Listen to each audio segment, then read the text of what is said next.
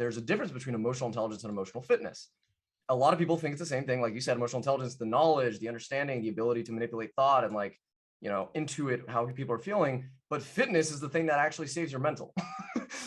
Knowledge, emotional intelligence doesn't mean anything. Fitness is the thing that's going to actually build up that sense of self and that presence and that ability to weather conflict and whatnot.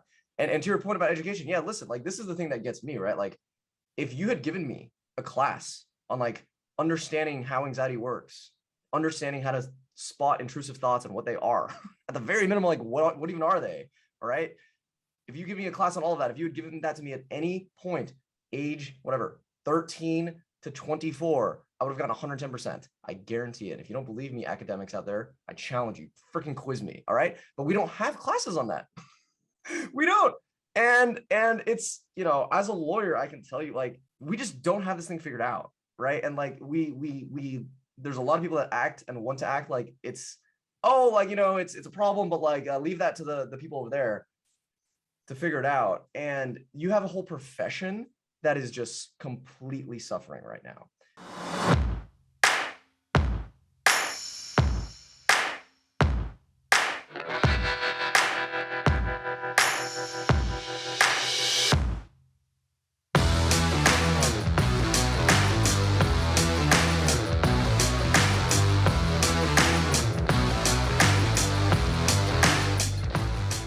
Julian, what's up, bro? Hey, you as well. Man, you have a sweet background, man. Thank you, bro. I appreciate that, man. Big Julian, man. What? This is awesome. This is the exact energy I needed to start my Friday. So thank you, my friend. That's great.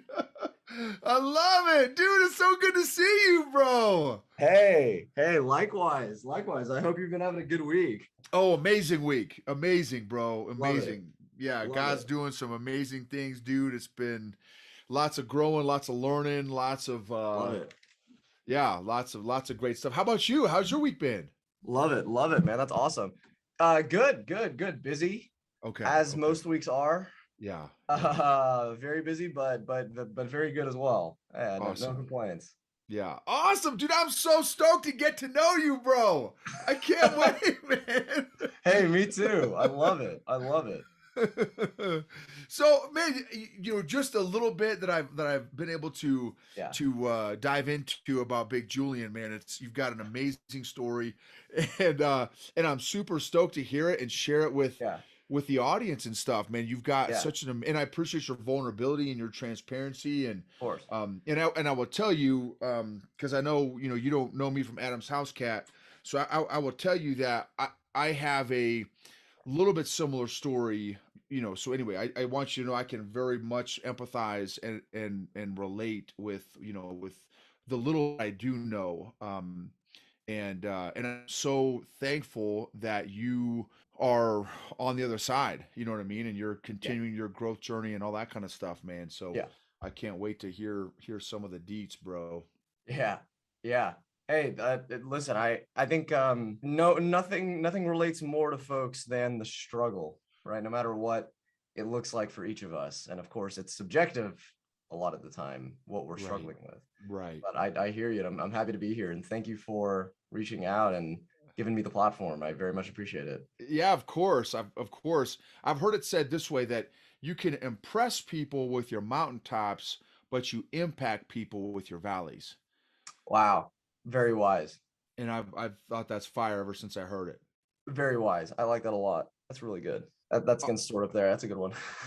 Awesome. Okay. So Big Julian, man. So dude, tell us your story, man. Like, and if you wouldn't mind, Of course. No.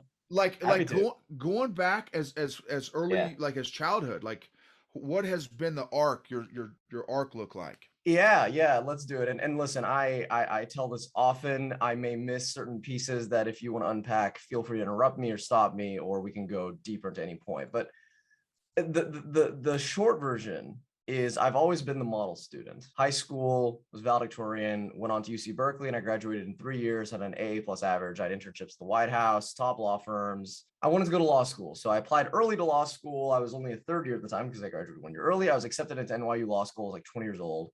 pretty awesome. And look, let me first say, I've never been like the kid genius, like to be very clear. Like I'm a very hard worker.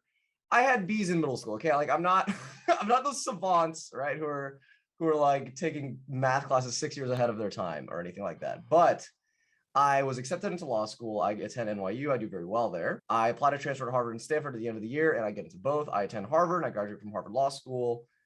Everything's great. I get the best job that I wanted, the top legal job in Silicon Valley. Of course, I could have gone to New York if I wanted to, but I'd rather come home to California where I'm from. And so I came back here. And I worked for a couple of years. Pandemic hits, and this is when things turn darker. And this is when I'll talk about the other side of the story here. So like, you see the success, and that's one thing, but there's a lot that goes unsaid.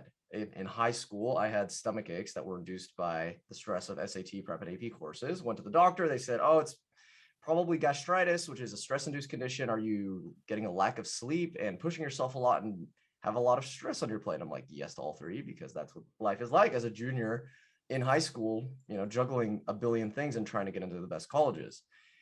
Fast forward to college, and even though I'm the model student, I didn't really learn anything about mental health in our educational sphere or social sphere. And I'm 28, so I'm not super old. I'm not super young, whatever. We're not in a perfect world. That's fine. I didn't even know that I was so anxious.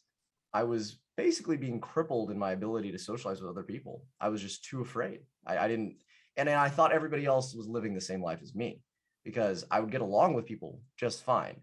And this goes back to other issues, which I can talk about, which are related to what I think I have, which is not yet a DSM-5 diagnosable condition, but high functioning severe anxiety, which is a very described subset of anxiety where essentially you're trapped in your own mind, but no one knows it except you. Very, very horrifying. In any event, you fast forward and my grandmother passes away during my third year of college, and she was one of my best friends at the time. It was the first time I think that I had to really deal with grief and loss. And I don't think I really knew how to process it. Evidently, I didn't really know what anxiety was either. So how could I really process anything if I'm not really in control of the emotional state that I'm in? And so I began having panic attacks and hyperventilating, right before I'm taking the LSAT. I take the LSAT, I scored a 97th percentile, yay, great. Fast forward and about to graduate UC Berkeley, suddenly I feel like I'm about to throw up right before dance rehearsal. So I go over to the sink, I'm like, okay, I guess maybe I'm nervous. Let me see what happens. Nothing comes out. I'm like, okay, good, I guess that's a positive. But within a week, I have this sensation all the time. This feeling of gagging, like I'm gonna throw up all the time. As soon as I wake up, I feel like I'm gonna throw up. As soon as I eat a bite of food, I feel like I'm gonna throw up. I can't exercise or do anything in the gym because I feel like I'm gonna throw up. Nothing ever comes out. I go do every sort of test imaginable, stool tests, ultrasound, various medications, endoscopy under anesthesia. And every single time, yeah, Julian, you look fine. Maybe it's stress related. We're not really sure, but you look totally fine. Years would go by until I would explore mental health as a potential cause for this and learn how stress can impact the body, learn how this is actually caused by my mental state and not just a physical sensation that's just existing in me. And thankfully, I watched the issue go away. Then the pandemic hit. And the pandemic, of course, was tough on everybody. I think everyone has taken an L, like a very big one from the pandemic. But I'm very grateful as a corporate attorney at the time. I worked in my pajamas in this room. I was not out on the front lines like my fiance, who's a physician, and that was great. At the same time, the complete lack of boundaries in big law, and big law is colloquially the very high intensity, high pressure sector of the legal industry where you make a lot of money, but you also work very hard, right? That's what big law is. That's where I was working. You don't have boundaries. You don't have a sense of personal life that deeply. You live to serve the clients. You live to give the firm more of your time and hours because that's how the model is built. And without any tools to manage my anxiety or knowing how, I fell into depression. And December 2020, I go into mental health services and I'm like, okay, look, I have no idea what's going on. Like I've tried problem solving, so to speak, my misery in every way I can. Nothing's working. What do you think? Right? That's it. I'm not going to say that this is the answer. I'm just going to go in with an open mind and boom, severe anxiety, mild depression is my diagnosis. And I'm like, okay, yeah, there's going to be a lot more work than I realized. Being the high achiever that I am, I'm always like goal oriented. I'm like, okay, I have no idea what this is going to look like for me. But there's clearly a lot of stuff that needs to be done here. So I immediately start working on everything. And this is where things get even trickier because 2 months into my mental health journey, when things are getting better, I have fleeting suicidal ideation for the first time. And listen, let me first say, I'm very grateful that I've never had this sort of ideation before, because I know that thousands of folks I've spoken with have this on a daily basis, on a moment by moment basis, of these thoughts that are saying, life is just work now. Wouldn't it be easier to end it? Why don't you just stop? What's the point of all of this? And it was very jarring. I mean, first of all, I'll say it hasn't necessarily gone away. And I think that's a whole other discussion that I can have about like the Pandora's box of mental health. Is once you open it, I don't, it's very, very, very complicated to close it. Right. And so we can table that, but that was very jarring for me. And so I went part-time at my job. I started focusing on mental health a lot. Fast forward, and I quit my job as a corporate lawyer in July of last year. Cold turkey, nothing else planned. And I had one goal in mind, which is to focus on my mental health.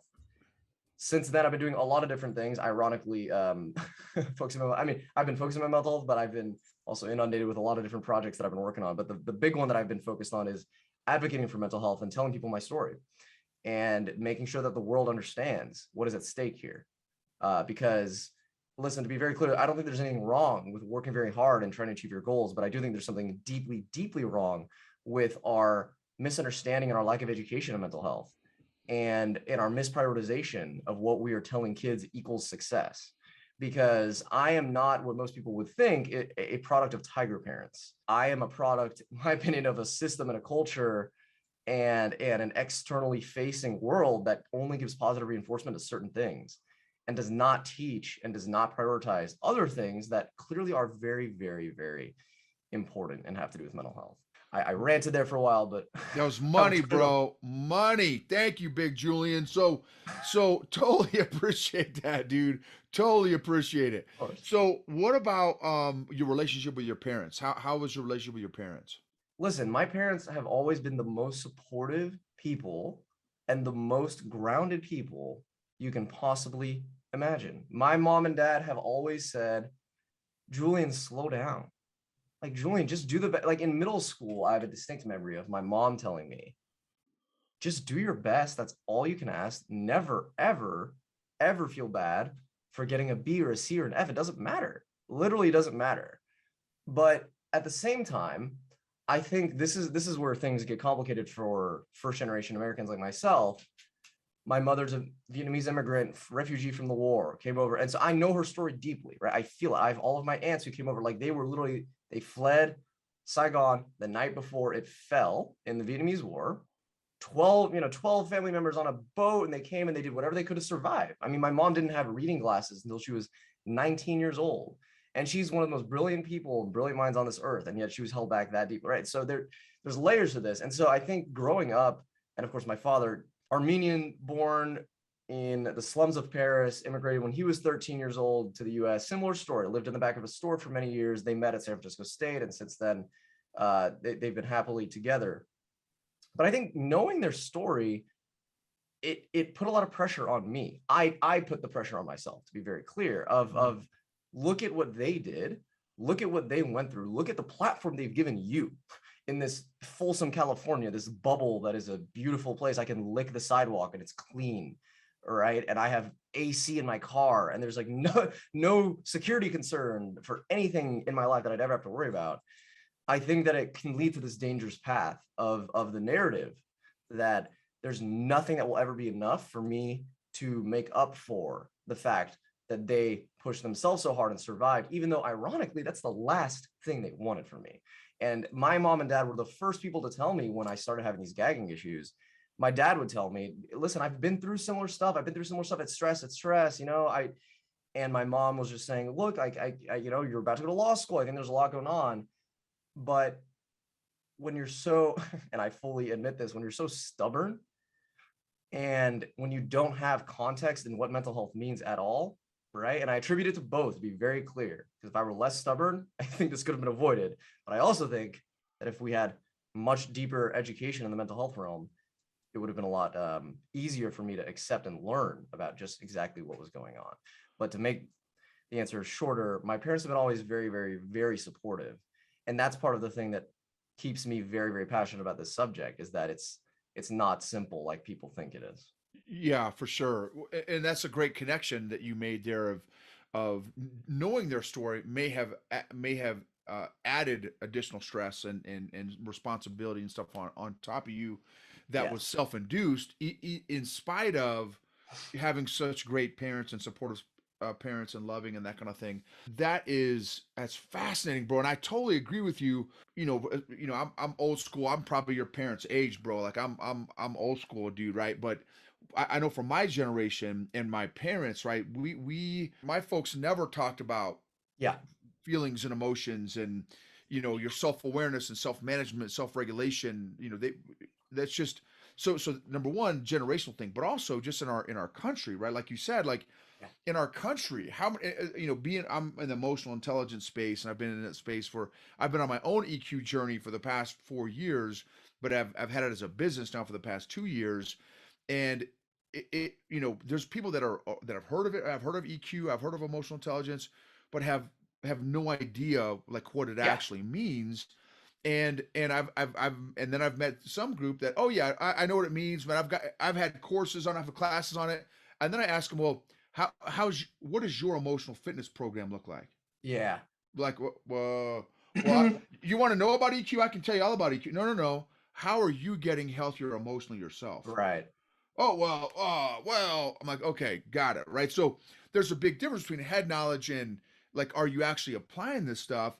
And I'm so with you, bro. It seems like so many people, we have not been given the tools or resources or education Yeah. to know how to Yeah. deal with this stuff, right? Yeah. Yeah. Well, I love what you just mentioned about fitness. One of the psychologists that I really like, Nick Wiggle, talks about how there's a difference between emotional intelligence and emotional fitness.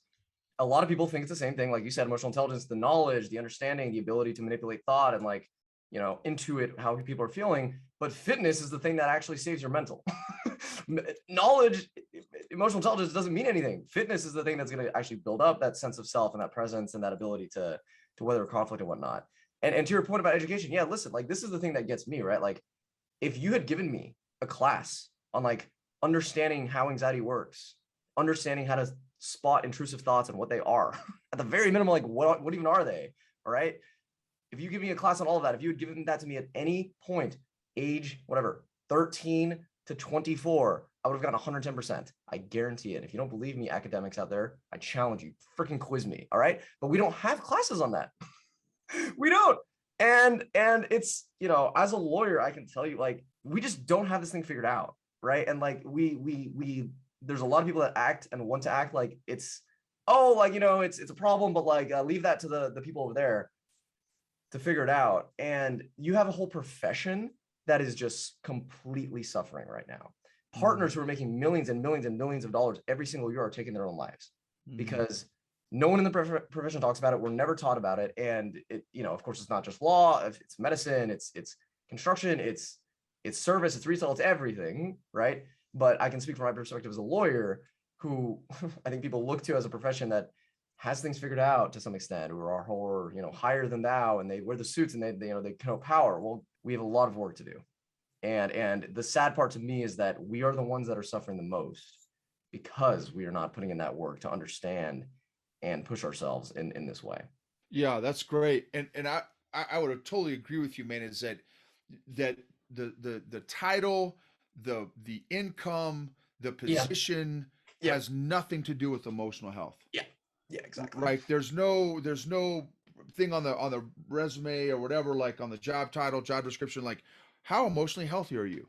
Right? Yeah. That has, we don't track that stuff, right? It's how much of an assassin are you Right. in the law room, whatever, like in your job, whatever. And I work with a lot of leaders, man, a lot of executives, C-level, big executives that have some really big gaps, big deltas in their Yeah. emotional intelligence and their emotional health. Mm-hmm. And people think, oh, like you said, whether it's a profession, I'm a lawyer, so I'm Yeah. a baller and I got it all figured out, or I'm a Yeah. CEO, or I'm some Yeah. position. No, no, no.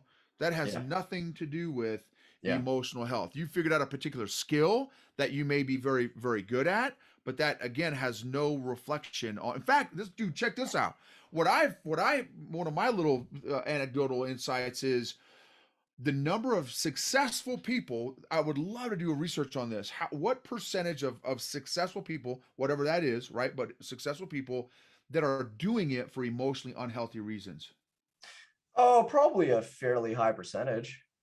Yeah, for being honest. But then that brings the deeper question that I would think about is like how much of not even just high achievers, but just like how many people are just suffering from just inadequacy in our mental health space and knowledge, probably a lot. But you have a good point. Yes. And I this is the funny part because you talk about CEOs and whatnot.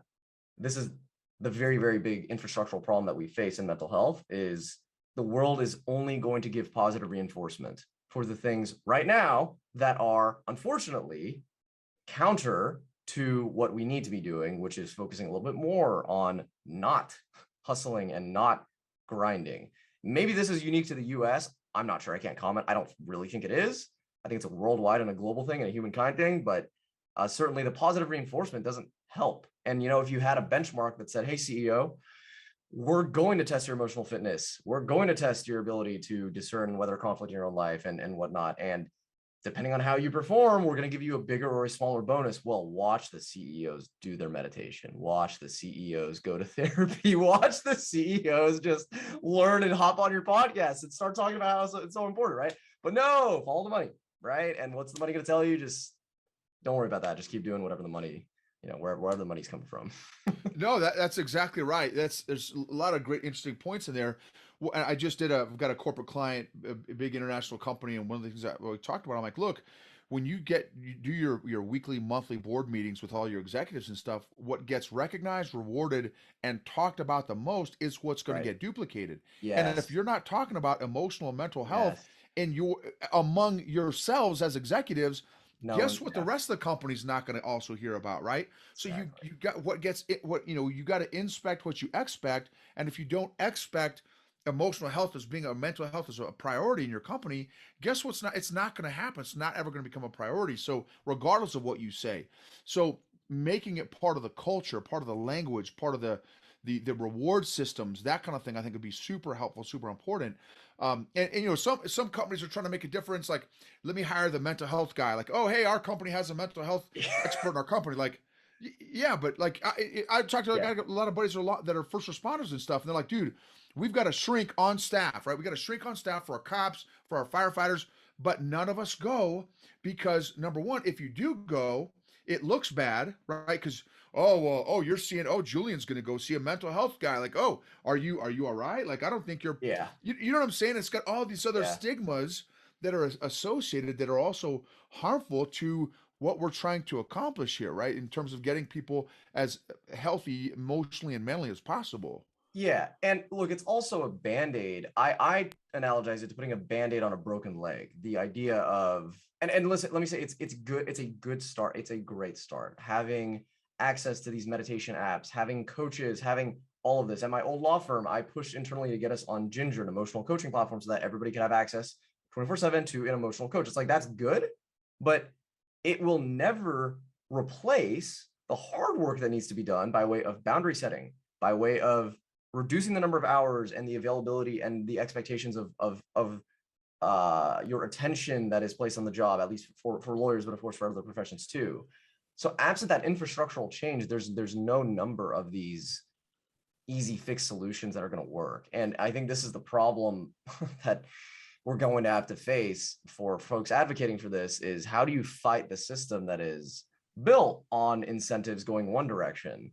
It's not going to be simple, but at the same time, look, I mean, you see these tech companies that have become now they're behemoths and people are saying we should regulate them now and they're massive, of course, right? But if you look at the way their company culture started, Google was the one of the first companies to start giving dinner for free to their employees, to have beanbags in the office, to have a game room. Why? Because Google understands more happier employees are more productive employees. Happier employees stay at the company longer. If you stay at the company longer, the company gains more because you have lower attrition, you have deeper levels of seniority, you have more loyalty. We all need to take a page out of their book, not we personally, but everyone else in that system needs to understand and learn because tech has left the world behind by way of industry in more ways than one. And honestly, from my perspective, it's not that complicated to understand why. Companies are just groups of people.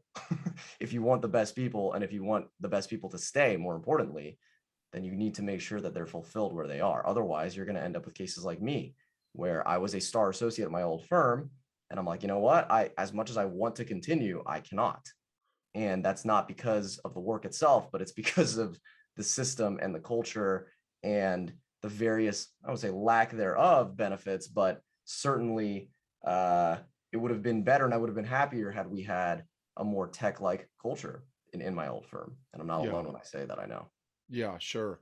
What resources have been the most helpful for you on your mental health journey? The one, it's going to sound like an answer of left field, but for me, I turn to it anytime I'm feeling just a little bit lost or confused, is Medium. I don't know if you know Medium, but Medium is a startup website that essentially anyone can publish their own writings. It's basically like a blog website, right? But here's the trick about Medium. Medium is another one of these tech companies. One of the former founders of Twitter went and started it.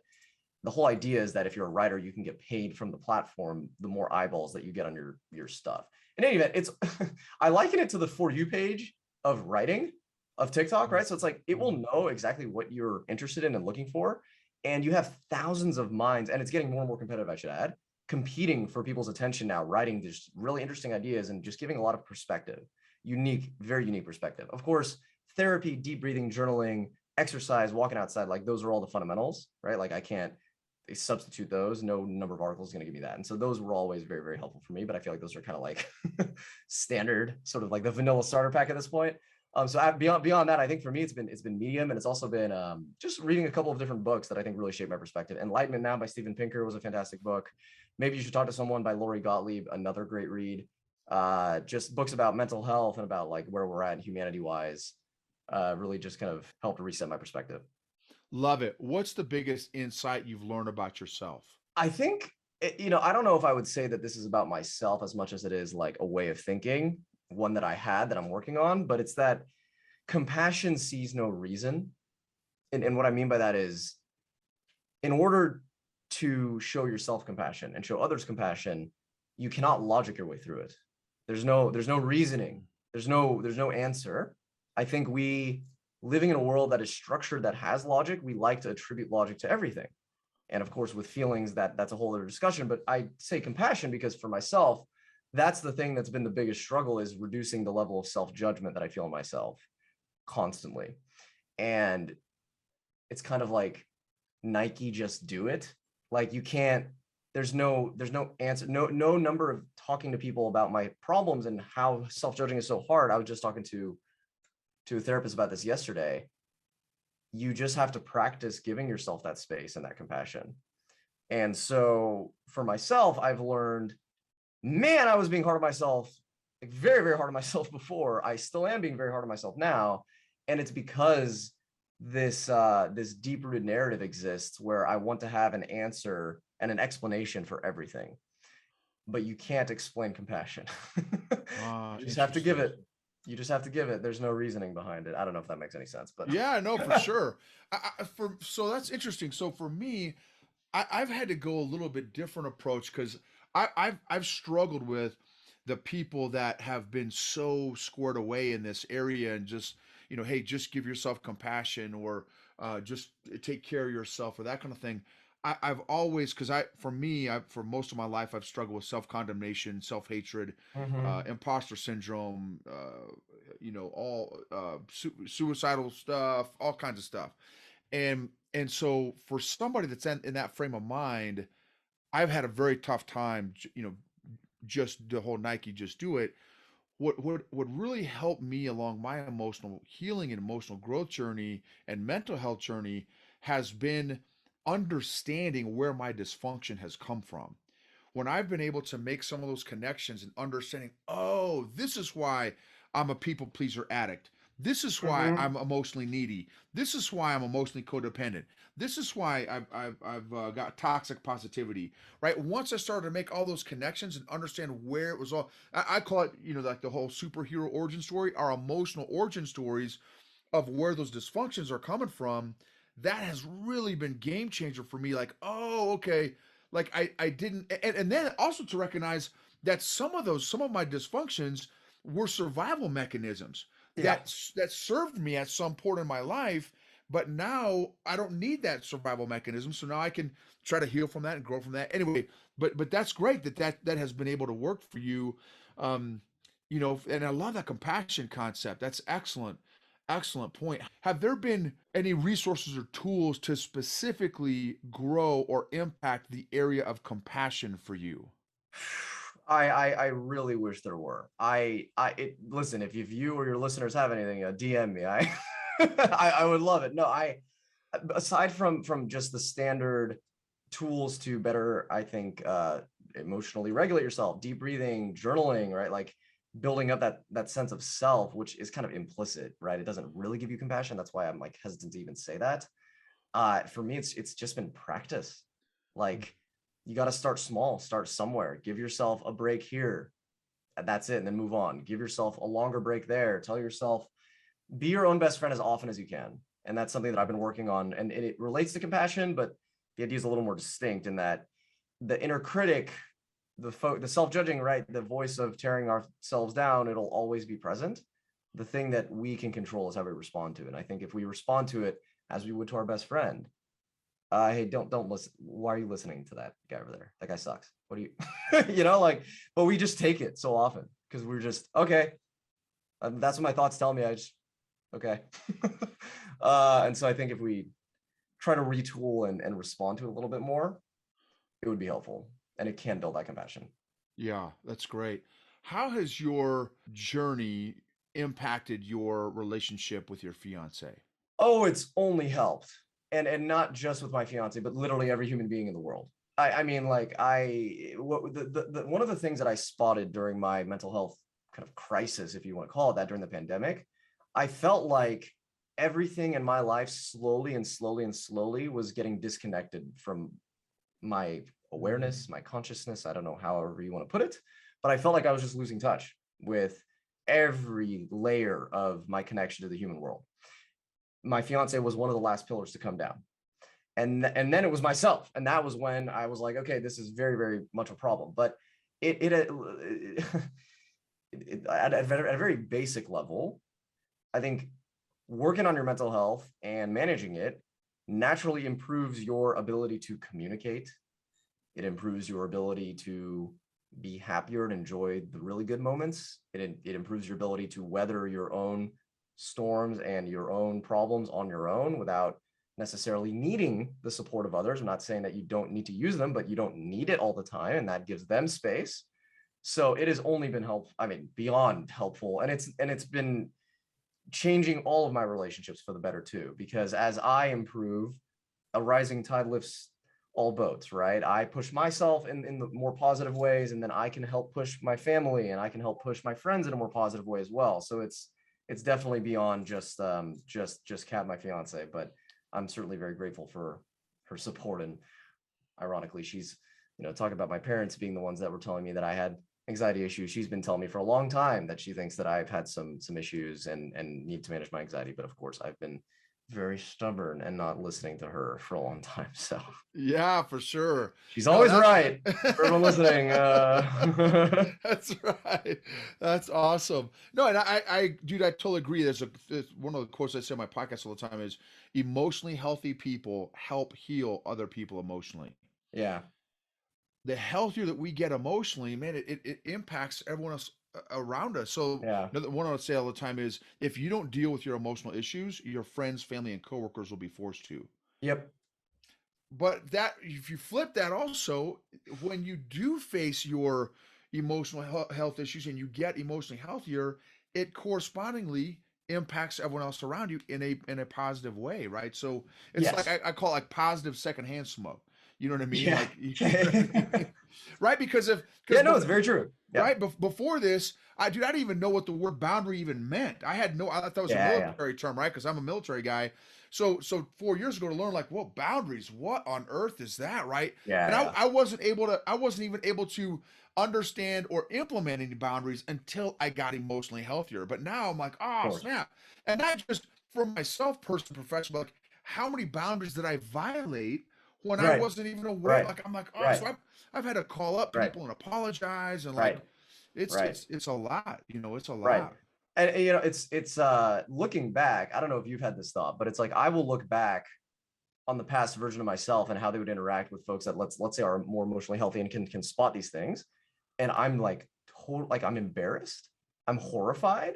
I understand that I wasn't being a bad person, right? Like I never was out to get to, like, and I think these people who know me and who were there, they knew that too. And yet the fact that it was so probably very, very clear to these other folks, and yet for me, completely unaware of it, not great. Like, I don't know if you get embarrassed thinking about that, but I certainly look back and I'm like, that's just not a great look. That said, it is what it is. That's life. Not, you know, no one's perfect, but certainly learn from my mistakes, kids, and right, everyone. That's in large part why I'm telling my story. It's like I suffered, so you probably don't have to. That's right. The embarrassment, at least, please. Well, Julian, dude, I was in a business cult for 2 decades because I had no awareness. I had no self-awareness. I had no emotional. I was again emotionally needy. So it was the perfect. I was the perfect. And so not only, this is a crazy thing. Not only was I victim, but because we had gotten the top 0.01% out of about 1 million people, I was also the abuser. I was on both sides. Right. It's how the system works. Right. Listen, you call it a business cult. I have a story that went viral on TikTok a while ago where I talked about one of the top law firms, how there was one of my friends who was a summer associate there. And a summer associate is basically you go to the firm during your law school summer, and it's basically super chill. You're supposed to like relax and just kind of get to know the culture, whatever. At this firm, you kind of work harder because it's a notoriously hardworking firm. The associate goes in, and Saturday morning, they get an email from their mid-level associates. It's only like a third year out of law school. And the mid-level associate says, hey, can you get this thing done? It's like not a rush. So the summer associate goes back to sleep, wakes up at like 10 a.m., responds to the mid-level, says, yep, I'll get it done right now. No problem. This is on a Saturday, remind you. Okay. Mid-level responds like 5 minutes later saying, hey, thanks for getting this done, although it's late. As a measure of good practice, you should always make sure to check and respond to your emails every single day, including the weekends at 6 a.m. What? And let me reiterate this point. This assignment didn't need to be done at 6 a.m. Okay. It didn't even need to be done at 11 a.m. Right. And this, again, for more context here, this is a mid-level associate. This is someone who was my year when I quit. They're not 70 years old and a partner, right? They're 3 years out of law school who have already learned, right? Like you're saying, these sorts of habits of power tripping, toxicity, whatever they can do to control and feel in control, they will exercise simply because that's what gets them through the day, because above them, the same thing is happening to them, right? From the senior associates, from the junior partners, from the senior partners. And so it parallelism exists, not just from your end there, but it's certainly in the legal profession as well. Yeah, I absolutely believe it. Just seeing some of the law movies that I've watched, you know, some of the Tom Clancy and just some of the different, you know, the Firm, right, is a perfect example. That's an old school one, right? But okay, so let me ask you this. So wrapping up here, what advice would you give? What advice would you share to somebody that, man, I need to work on my mental health, my emotional health? What tips, advice would you encourage folks with? Learn, okay? Like no matter what, the whole process is in my opinion about education. It's number one, it's education, then it's discipline, right? Like everything else in the world, but education is the thing that I think we're most deeply lacking here. And so even if it's just Googling, like, okay, let's say I think maybe I have depression. Like, let's just learn about it. Okay, take apart, separate the fact that you have it, just forget it. Okay, here's the assignment. Go on Google and read the first 10 articles, page to page, cover to cover about depression. Just understand what it is, because guess what? You don't know what you don't know. And you can't manage if you don't understand what it is you're dealing with, right? And that goes for anxiety, it goes for BPD, it goes for schizo, it goes for any mental health condition out there. It goes for just stress, right? So I would say first educate, and then beyond that, learn and start using the tools and take some action, right? Even if it's just 5 minutes a day of deep breathing, even if it's just getting the therapist appointment set up. I know it can be scary going into therapy. So what I would say on that note is think of therapists as a coach for you to leverage and a resource for you to leverage, not the other way around, because we have a narrative. And I think, you know, I watched Sopranos recently and I can understand why, of like a therapist, you go into a room and then they just like poke and prod you, right? It's like this weird, like specimen scientist relationship. And that's not at all what it is. And this is why people don't gain a lot of things from therapy, including myself when I was younger. You need to go in and know what you want and tell the therapist, this is what I want to work on. Like this is, and treat them as a thought partner more than anything else. But of course, besides therapy, besides the 5 minutes of deep breathing a day, it all comes back to education. And, you know, back to what you were saying about boundary setting, right? And and all of these various elements that I don't think our system has formally taught us. We unfortunately have to do it ourselves. And so if we're struggling, if folks are suffering out there, first of all, you're not alone. You're never alone, right? We have a whole community that I'm building on TikTok and on Discord and whatever, on Twitch. We're everywhere. If you want to find us, just search my name, go to my links, whatever, find it. Of course, in Noble's community as well. I think you guys are building the same thing here. Learn about the space. Awesome. So that was my next question is, how do we find you? How do we follow you? Appreciate it. Yeah. I'm primarily on TikTok and Discord and Twitch. I know it's like a lot of words, a lot of platforms, but here's the easy way. If you search my name on Google, you click one of the links, you go to the link in my bio on my Instagram or my TikTok, you'll have all of the links of the various things I'm up to. And here's the the lowdown. The Discord is basically a safe space to talk anything mental health. So just drop in, say whatever you need. On Twitch, I live stream multiple times a week. So my face shows up on the internet and we can hang out, we can talk, whatever's on your mind, we can chat about it. We do mental health and game nights. It's really fun. And on TikTok, that's where we're building a lot of our momentum for the ideas that we believe in and the community that kind of has the same ideology on the importance of mental health. So join us there as well. And also follow the Instagram if you want to get on my good side. No, I'm just kidding. That's awesome. Great, Julian. And so I'll make sure all that stuff, all the links and everything are all in the show notes and stuff. Sure. Thank you so much, Julian. You rock like ZZ Top, bro. Totally appreciate your insights, man. Thank you, brother. Hey, you're very welcome. Thank you so much for your time and for bringing the positive energy in the Friday morning. Exactly what I needed today. Awesome, brother. Have a super day.